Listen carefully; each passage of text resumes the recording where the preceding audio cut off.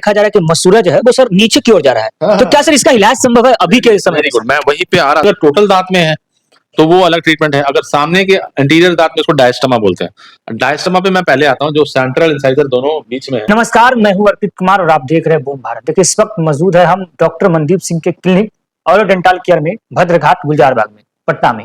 यहाँ कई सारे मरीज कई सारी समस्याएं लेकर आते हैं सर के पास, बड़ी उम्मीद से कि सर के पास दांत की समस्या हो, जबड़े की समस्या हो या किसी भी प्रकार के दांत से जुड़ी हुई समस्या हो, उस समस्या को लेकर आते हैं। और यहाँ आने के बाद इनके यहाँ पॉजिटिव रिव्यू भी देते हैं कि नहीं सर की इलाज काफी अच्छी होती है, मैनेजमेंट काफी अच्छा है और यहाँ के स्टाफ का व्यवहार भी काफी अच्छा है। इन सभी चीजों पर बातचीत करेंगे कि नए नए क्वेश्चन है, नए नए प्रश्न है, जो प्रश्न को आप लोगों ने मुझे कमेंट किया है कि सर से ये प्रश्न पूछना है और मुझे जानना है। चलिए बहुत बहुत स्वागत है सर बूम भारत में, और फिर से हमारे साथ सर आज आपकी उपस्थिति है हमारे चैनल पे। सर हमारा क्वेश्चन ये है सर, कुछ लोग जैसे कमेंट कर रहे हैं हमें डेंटल इम्प्लांट और ब्रिज फिक्स जो टीथ होते हैं सर, उसमें क्या अंतर होता है सर? ये प्रश्न लगातार आ रहा है सर। मैं आपको एक चीज बोलना चाहूंगा, लास्ट 2 बार से आपने बहुत अच्छे अच्छे क्वेश्चंस पूछे हैं और मुझे अचानक से आप आते हैं पूछते हैं, मैं सोच में पड़ जाता हूँ कि इतने अच्छे क्वेश्चंस कहाँ से आ रहे हैं। मुझे लग रहा है कि आप कुछ रिव्यू डाल रहे हैं या आपको फीडबैक आ रहा है कुछ। जो पेशेंट है वो बोलते हैं कि इस चीज से हम परेशानी है तो सर से पूछिए और बताइए। अरे पेशेंट ने डायरेक्ट बोला कि डेंटल इम्प्लांट और फिक्स ब्रिज जो टीथ होता है उसमें अंतर क्या है? मैं काफी प्रभावित हूँ आपके क्वेश्चन से and I am very happy. लोग आपसे पूछ रहे हैं और हम आपके माध्यम से सारे श्रोताओं और अपने पेशेंट्स और क्लाइंट्स को ये बताने में सक्षम हो पा रहे हैं। Thank you so much. हाँ पूछिए। तो आपने पूछा कि ब्रिज और इम्प्लांट में क्या फर्क है और कब क्या लगता है, और देखिए वो सिंपल सा है, मैं पहले भी बता चुका हूँ, फिर से एक बार बताना चाहूंगा। ब्रिज आपका जो है दैट इज एक तरह से है कि भाई आपका अगर कोई दांत मिसिंग हो जाता है, सपोज कर लीजिए ये दांत मिसिंग है, तो आपको मिसिंग दांत को रिप्लेस करने के 3-4 तरीके हैं, मैं पहले ही बता चुका हूँ। एक है सिंपल आरपीडी, मतलब रिप्लेसमेंट करने का तरीका है कि जो रिमूवेबल पार्शियल डेंचर से आप करते हैं। एक है आप फिक्स पार्शियल डेंचर से करते हैं, ठीक है। तो फिक्स पार्शियल डेंचर से आप जो है करते हैं, तो उसमें आपका डिफरेंस क्या है? फिक्स पार्शियल डेंचर में आप आगे और पीछे जिस दांत में जहां मिसिंग है उसके आगे और पीछे वाले दांत को एक तरह से आप सपोर्ट लेते हैं। तो ब्रिज नाम क्यों दिया गया? ब्रिज 2 पाया पे खड़ा होता है, ठीक है, या आगे और पीछे के पाया पे खड़ा होता है। तो इसमें उसी तरह आप देखिएगा जूम करके, तो इसमें ये एक दांत इधर पाया पाया और इधर पाया, जो हम अपने टर्म्स में बोलते हैं कि अबटमेंट है जो भी है, ठीक है। और बीच का जो चीज बनता है साथ में, ठीक है, उसको हम पॉन्टिंग बोलते हैं। जैसे ये इस पे सपोर्ट हो गया, ये इस पे सपोर्ट हो गया, आप देख सकते हैं, ये देख सकते हैं आप, ये दोनों पाया का काम किया और ये ऐसे करके अबटमेंट जो है ये दोनों, और ये पॉन्टिक जो है बीच में, तो ये इसके साथ कनेक्टेड है। ये ब्रिज हो गया। ब्रिज में क्या होता है? आपके पिलर्स होते हैं, पाया होता है और साथ में ये सपोर्ट हो गया। तो ये जिस दांत के कलर का है, आजकल तो दांत के कलर का ही चलता है, चलन खत्म हो गया है मेटल का और वो सब, तो ये उसी हिसाब से है, ठीक है ना। तो दांत के कलर में भी जरकोनिया वगैरह आ गया है, तो लेटेस्ट वही चल रहा है, ठीक है। तो ये हो गया ब्रिज। लेकिन ब्रिज और इम्प्लांट में क्या फर्क है? अभी इसी चीज को अगर हम, ठीक है, समझिएगा, बहुत सिंपल है। इसी चीज को अगर बिना इस दांत को और इस दांत को टच किए हुए या छेड़े हुए या कुछ भी रिडक्शन या कमिंग करते हुए हम डायरेक्ट इस जगह पे, अगर ये पूरा अच्छा हील कर गया है, ठीक है, तो इस जगह पे जो बीच का एरिया है, जो हमारा जो दांत जहां निकला हुआ एक्सट्रैक्टेड एरिया है, ठीक है, या जो भी मिसिंग टूथ का एरिया, उसमें हम डायरेक्ट जो है हम प्रत्यारोपण करते हैं इम्प्लांट्स का। तो इम्प्लांट्स का प्रत्यारोपण में आप देखिएगा जूम करके, तो ये आपका मिसिंग जगह है, ये मिसिंग जगह है, और यहाँ पे हमने ये इम्प्लांट लगा दिया, ठीक है, ये इम्प्लांट लगा दिया। और ये इम्प्लांट लगाने के बाद ये ऑस्टियो इंटीग्रेशन बोलते हैं इसको। इम्प्लांट और बोन जो है आपस में ऑस्टियो इंटीग्रेट कर जाता है, बहुत अच्छे से इनका फिक्सेशन होता है, जिसके ऊपर ये सारी बायोकम्पैटिबिलिटी, और ये टाइटेनियम का बना होता है, ठीक है ना। तो इससे ये नहीं है कि बॉडी में मेटल जाएगा तो रिएक्शन होगा, या कहीं एयरपोर्ट में ये जो है हम जाएंगे तो डिटेक्ट हो जाएगा, ऐसा कुछ नहीं है इसमें। ये बहुत अच्छी चीज है और ये आज का चलन है, लेटेस्ट है। आप बिना आगे पीछे दांत को छेड़े हुए करते हैं, और ये फिर उसके बाद हम इसके ऊपर आपका अबटमेंट बना के क्राउन फिक्स कर दिया। फाइनली ये क्राउन के साथ ये लग गया। तो डिफरेंस, बेसिक 2 डिफरेंस क्या है? एक में आप बिना छेड़े हुए दांत को कर रहे हैं इम्प्लांट में, दूसरा इम्प्लांट में कुछ कमियां या कुछ लिमिटेशंस हैं कि आप बहुत ज्यादा सीवियर इम्यूनो कॉम्प्रोमाइज या सिस्टमिक पेशेंट में नहीं कर सकते हैं, बहुत ज्यादा स्टेरॉइड या कुछ इस तरह की दवाई चल रही हो उसमें नहीं कर सकते हैं, डायबिटिक बहुत हाई हो पेशेंट का शुगर तो नहीं कर सकते हैं। इसी तरह कुछ कुछ चीजें हैं उसमें लिमिटेशन है। लेकिन आजकल इम्प्लांट्स ही चलन है, क्योंकि हम आसपास के दांत को नहीं छेड़ते हैं, ठीक है। तो कुछ कुछ मिथ भी है इम्प्लांट में। लोग सोचते हैं कि ये कहीं मेटल है तो रिएक्ट तो नहीं करेगा, तो ऐसी कोई बात नहीं है, बायोकम्पैटिबल टाइटेनियम का होता है। दूसरा है कि मेरा डिटेक्ट तो नहीं हो जाएगा एयरपोर्ट वगैरह, मैं ऑलरेडी बोल चुका हूँ। तीसरा है कि पेशेंट को लगता है मुझे दर्द होगा होगी, प्लांट लगाएंगे मेटल जाएगा। तो अगर आपका एनेस्थीसिया अच्छे से दिया हुआ है, आपको इंजेक्ट अच्छे से किया हुआ है, पूरा ब्लॉक दिया हुआ है और जो भी है, तो उसमें आपको आराम से प्लेसमेंट ऑफ इम्प्लांट में कोई दर्द नहीं होता। तीसरा है कि बच्चे सोचते हैं कि हम लगा सकते हैं कि नहीं, हमें लगेगा कि नहीं, यंग एडल्ट्स में। तो अगर आपकी इरप्शन पूरी हो चुकी है, ठीक है, और आपका जो मिक्स डेंटिशन नहीं है, तो उस समय इरप्शन पूरे होने के बाद अडल्ट लोग में हम लोग 13, 14, 15, 17 साल के बाद आराम से जब बोन ग्रोथ भी पूरी होगी, ग्रोथ भी इम्पोर्टेंट है। 17 साल 18 साल के ग्रोथ के बाद जब ग्रोथ पैटर्न पूरा हो गया तो इम्प्लांट की सर्जरी कर सकते हैं। आप पहले कीजिएगा तो ग्रोथ रुक जाएगी, तो हैम्पर होगी, तो सर्जरी कोई भी होगा। तो इसलिए 17-18 साल से आगे लेके एजेड आदमी को आप कर सकते हैं। ये इंपॉर्टेंट चीजें हैं वो जो मैं आपको क्लियर करना चाहता हूँ, ठीक है ना। तो दैट इज द बेसिक्स। लोग कहते हैं कि अगर सर दांत हमारा सर घिस गया, सर फिर इसका इलाज जो है कैसे होता है सर? अगर दांत हमारा घिस गया तो इसका इलाज कैसे होता है सर? दांत घिस गया, देखिए घिसे हुए दांत का इलाज कैसे? बहुत अच्छी चीज बताता हूँ आपको। घिसे हुए दांत 2-3 तरीके से होते हैं, ठीक है ना। सबसे पहले है कि आपस में हमारा ऐसे क्लेंचिंग या ब्रक्सिज्म, रात को सोने समय दांत खटखटाने की आदत हो। एक तो ये है कि इसमें एट्रीजन हो जाता है, बाइट ठीक नहीं है, हाँ, कोई चीज में, ठीक है। और ब्रश से जो होता है घिसना, वो सामने की लेयर, बकल लेयर या लेबियल लेयर में होता है, उसमें उसको बोलते हैं एब्रेजन, ठीक है। और एक होता है एसिडिटी या रिफ्लक्स ऑफ गैस्ट्रिक रिफ्लक्स के कारण, या कुछ नींबू पानी हो गया, या कुछ एसिडिटी जिसमें पीएच ज्यादा लिक्विड्स हैं। हम नींबू पानी कितनी अच्छी चीज है हमारे पाचन के लिए, लेकिन दांतों के लिए नहीं है। मैं इसलिए इतने दिनों से नहीं बोलना चाह रहा, लेकिन आपने क्वेश्चन पूछा है, मैं अब बता रहा हूँ कि नींबू पानी दांतों के लिए अच्छा नहीं है। कितनी चीजें अच्छा करता है, पाचन से लेके बहुत सारी चीजें। नींबू पानी हो गया, कोई भी एसिड या कोई ऐसे जूसेस हो गए, वो हमारे, देखिए डिफरेंस समझिए। अगर आपका ऊपर की सतह में यहाँ पे होता है तो इसको एक्ट्रीशन बोलते हैं।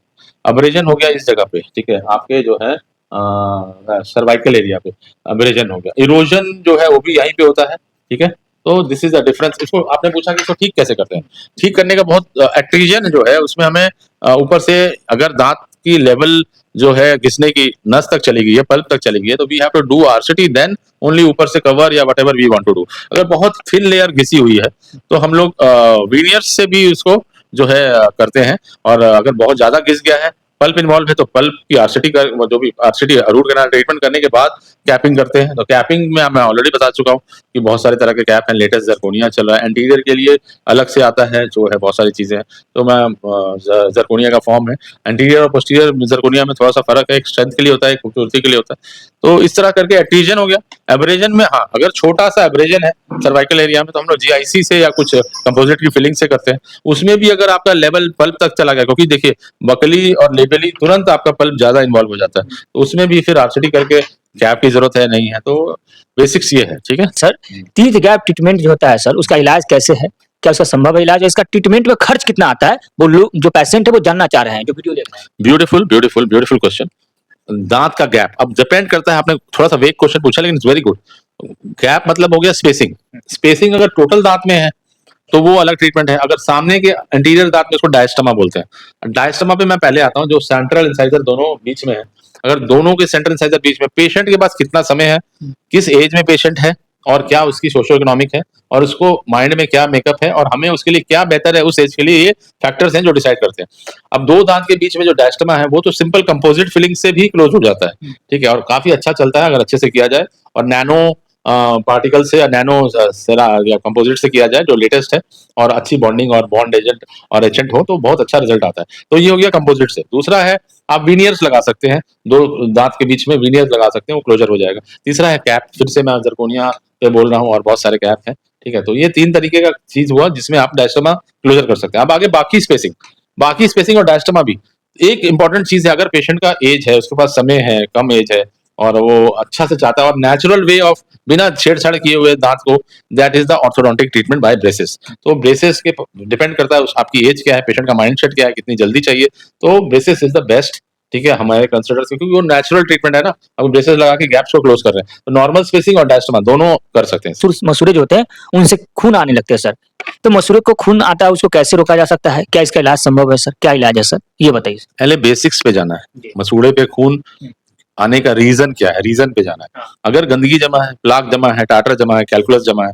उसके कारण आ रहा है, तो ओरल हाइजीन मेंटेन कीजिए, और पेशेंट को डॉक्टर के पास जाना चाहिए। रेडनेस आ गया, सूजन आ गया, और तो उसके साथ तो वो आपको स्केलिंग, ओरल प्रोफिलैक्सिस भी करना पड़ेगा। अब अगर अंदर चला गया है, मतलब कि अंदर की लेयर में, जिंजाइवा के अंदर है, तो सब जिंजाइवल स्केलिंग और क्यूरेटाज करना पड़ेगा, ठीक है। उसके बावजूद कभी कभी जो है दांत के जो गम्स हैं वो भी रिसीजन हो जाते हैं, नीचे चले जाते हैं, तो उसका इलाज अलग तरीके से। नॉर्मल जो है कॉमन चीज समझना है।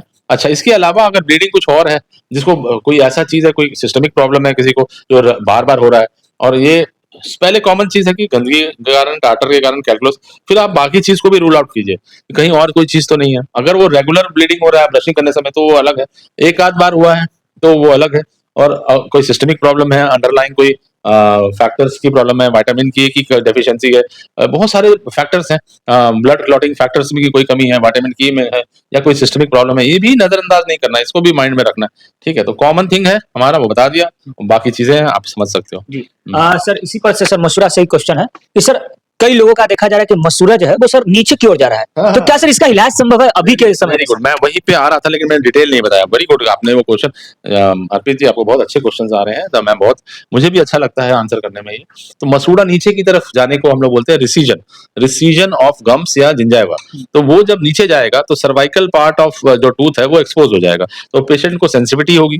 ठीक है, मसूड़ा नीचे जा रहा है, आगे के दांत हैं, तो तुरंत जो है एस्थेटिकली वो कॉम्प्रोमाइज होगा, पेशेंट तो देखेगा मेरा देखने में ठीक नहीं लग रहा है। ठीक है, तो वो कब, या तो जिस जगह पे जिंजाइवा गम्स आने चाहिए उस जगह पे व्हाइट हो जाएगा, दांत नीचे जा रहा है, सेंसिटिव वगैरह होगा। तो इसका इलाज दो तीन तरीके से है। अगर बहुत कम है और यंग पेशेंट है तो हमने सिंपल सब जिंजाइवल स्केलिंग किया, क्यूरेटाज किया, and then we will leave and wait and we will give some gum astringent gum paints and so थोड़े इसके साथ मेडिसिन है। तो और O2 का इसमें रोल है, ओफ्लॉक्सासिन ओरोनाजोल का, तो वो भी एक बोला है, टेट्रासाइक्लिन डॉक्सीसाइक्लिन का भी रोल है, देख के we have to decide and give. तो ये हो गया आपका सिंपल। अगर बहुत ज्यादा रिसीजन हो गया तो पेरियोडोंटिस्ट का इसमें रोल आ जाता है। मेरा एक बेस्ट फ्रेंड है सुखचैन बग्गा, तो वो मुझे पीजी के टाइम से बताता था, जब मैं पीजी करके निकल गया था, स्टाफ बन गया था, तो वो पीजी कर रहा था, तो उसने मुझे बताया था कि जहां सारे एमडीएस डॉक्टर सोचना बंद कर देते हैं, हम वहां से सोचते हैं।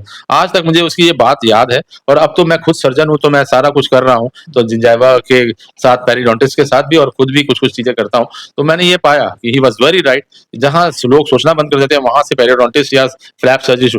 आपके दांत हिल रहे हैं, आप डिसीजन हो गया है, गम्स नीचे चला गया है, लोग तो बोलते हैं दांत निकाल दो, 70% ऑफ लोग बोलते हैं दांत निकाल दो। बट वहां पे एक ट्विस्ट है, अगर आपको जानकारी है, आप जानते हैं, बोन ग्राफ्टिंग करके, आप फ्लैप सर्जरी करके, म्यूकोजिंजाइवल सर्जरी करके, ये सब सारी चीज करके आप दांत को सेव कर सकते हैं, मसूड़े को वापस ला सकते हैं।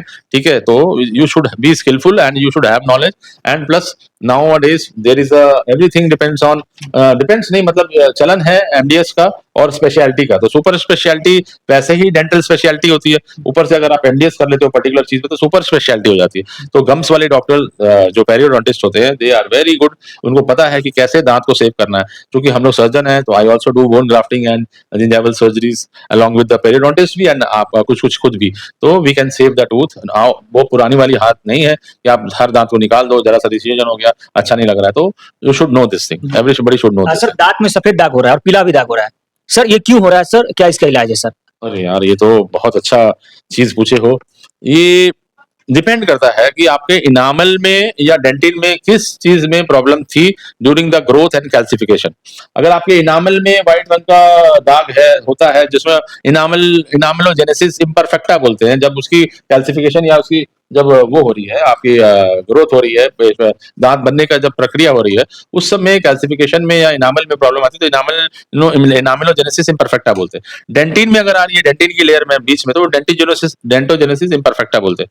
तो उसका उसके हिसाब से इलाज है। अगर आपके स्टेन्स हैं जो हट रहे हैं, वो कभी ब्लैक है, व्हाइट है, येलो है, इस तरह के स्टेन्स आ जाते हैं, तो उसकी डिपेंड करता है आप वीनियर की ट्रीटमेंट करा रहे हो उसको, या फिर उसको कोई काला है, पीला है, तो बहुत खराब लगता है जिस पेशेंट्स में है। और मैं बहुत सारे पेशेंट पिछले 20 साल से कर चुका हूँ इसमें, किसी में रिहैब करना पड़ता है, किसी में वीनियरिंग करनी पड़ती है। कुछ स्टेन्स ऐसे हैं जो परमानेंट स्टेन्स होते हैं, इंटरनल स्टेन्स होते हैं, वो नहीं जाते हैं, तो इनमें से ये चीज है, तो उसकी उस हिसाब से रिहैब करके वीनियरिंग करके, या कभी कभी कंपोजिट से भी हो जाता है, छोटा मोटा कुछ पर्टिकुलर हिस्से पे हो, तो depending on the case we do the treatment. Sir अंतिम क्वेश्चन है सर ये कि सर अगर किसी बच्चे या किसी लोग यानी किसी आदमी में अगर सर किसी का एक दांत अगर पूरी तरीके से गिर जाए तो क्या है उसका उपाय सर? बहुत बढ़िया, बहुत बढ़िया। इसको हमारी भाषा में अवर्जन कहते हैं। Very nice question. मैं इस पे बहुत दिनों से बोलना चाह रहा था, क्योंकि इसमें कुछ ऐसी बातें हैं जो बहुत सारे लोगों को भी नहीं पता है।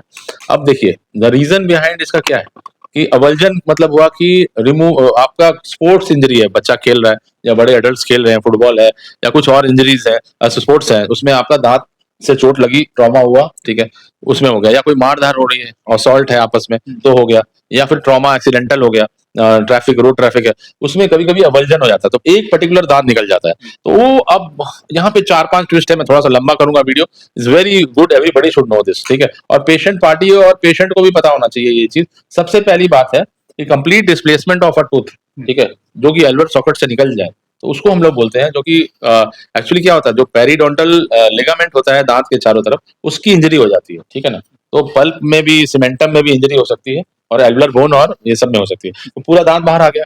अभी सबसे पहले इंपॉर्टेंट चीज है कि आपको पता होना चाहिए, सारे लोगों को जानकारी होनी चाहिए कि अगर दांत बाहर आ गया तो आप ये मत सोचो कि दांत निकल गया, मेरा दांत निकल, अगर वो दांत बाहर आया और आपने उसको सेव किया, सेव कैसे करना है उसके लिए आपको कुछ मीडियम है, जैसे आपने अगर दांत को आपने जो है पर्टिकुलर मीडियम के अंदर, जैसे सबसे अच्छा मीडियम माना जाता है हेस सॉल्यूशन, उसके बाद दूसरा है पेशेंट का सलाइवा, ठीक है, काऊ मिल्क या नॉर्मल मिल्क में आप ऐसे ही पकड़ के उसको सफाई मत करो कि दांत साफ कर दें, रगड़ो नहीं उसको, सिर्फ क्राउन पोर्शन मतलब ऊपर के पोर्शन को साफ कर लो, रूट को या जड़ को बिल्कुल नहीं छुओ, क्योंकि उसमें पेरिडोंटल लिगामेंट होता है, फिर वो छेड़िएगा तो कल को आप दांत अगर वापस रीइम्प्लांट करते हैं, इसका इसका इलाज क्या है, आप दांत वापस लगा सकते हैं अर्पित जी, ठीक है, उसको रीइम्प्लांटेशन बोलते हैं, ठीक है।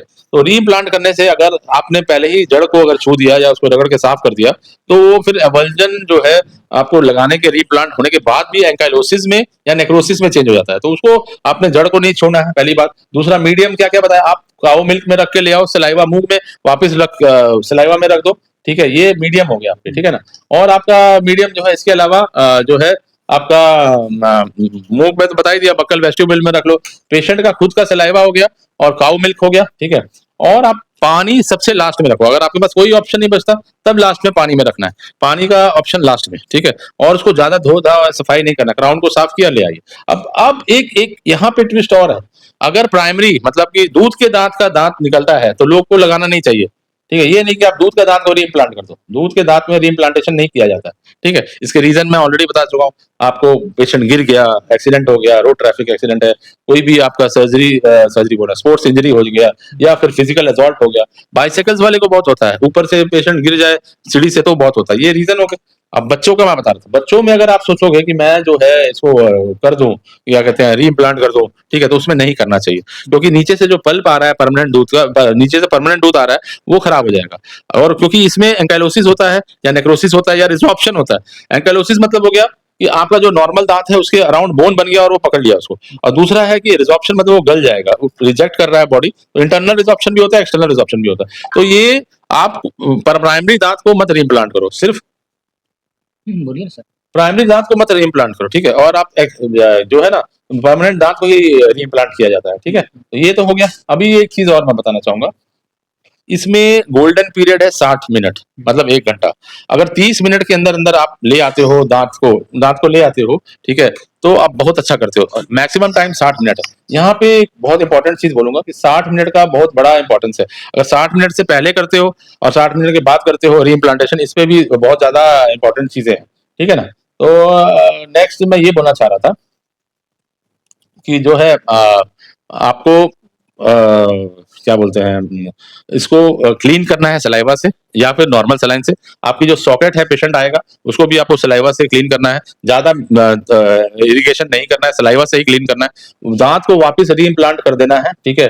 ओके, वापस रीइम्प्लांट करने का मतलब है कि एंटीरियर दांत है तो उसको आपस के दांत में स्प्लिंटिंग कर देनी है कंपोजिट से और एक वायर लगा के, तो वो दांत सेव हो जाएगा, ठीक है। उसके बाद उसको आपने फॉलो अप पे रखना है, follow up is very important यहाँ पे, ठीक है ना। फॉलो अप पे रखना है और उसको एवल्जन जो है आपके रीइम्प्लांटेशन करने के बाद एंकाइलोसिस में तो नहीं जा रहा है, इंटरनल रिजॉर्प्शन में तो नहीं जा रहा, एक्सटर्नल रिजॉर्प्शन पे नहीं जा रहा, ठीक है। उसमें कोई और तरह की चीजें तो नहीं हो रही है, पेशेंट का बॉडी उसको ले रहा है कि नहीं। तो अगर आप golden period 30 minute to 60 minute में लाते हो, अच्छे मीडियम में लाते हो और बड़ी अच्छे तरीके से जानकार आदमी से कराते हो जिसको ये आइडिया है, तो ये सक्सेसफुल हो जाएगा। सो सारे श्रोताओं और पेशेंट्स और सबको बोलूंगा, पेशेंट्स के पेरेंट्स को बोलूंगा कि दांत जब निकल जाए तो घबराइए नहीं, उसको बिना साफ किए छेड़छाड़ किए ले आइए। और मीडियम जो मैंने बोला है, सलाइवा पे, काऊ मिल्क पे, बकल वेस्टिब्यूल ऑफ पेशेंट पे, हेल्थ सॉल्यूशन पे, लास्ट में पानी पे लेके आइए, वो रीइम्प्लांटेशन हो जाएगा। Thank you so much. बहुत बहुत धन्यवाद सर। देखिए सर ने काफी दांत की समस्या के बारे में बताया, किसी भी समस्या अगर हो तो उससे घबराने की कोई जरूरत नहीं है, एक बार जो है डेंटिस्ट से संपर्क जरूर करें। फिलहाल पूरा वीडियो देख के कैसा लगता है आपको, राय प्रतिक्रिया कमेंट में बताइएगा। बहुत बहुत धन्यवाद। थैंक यू सो मच, धन्यवाद।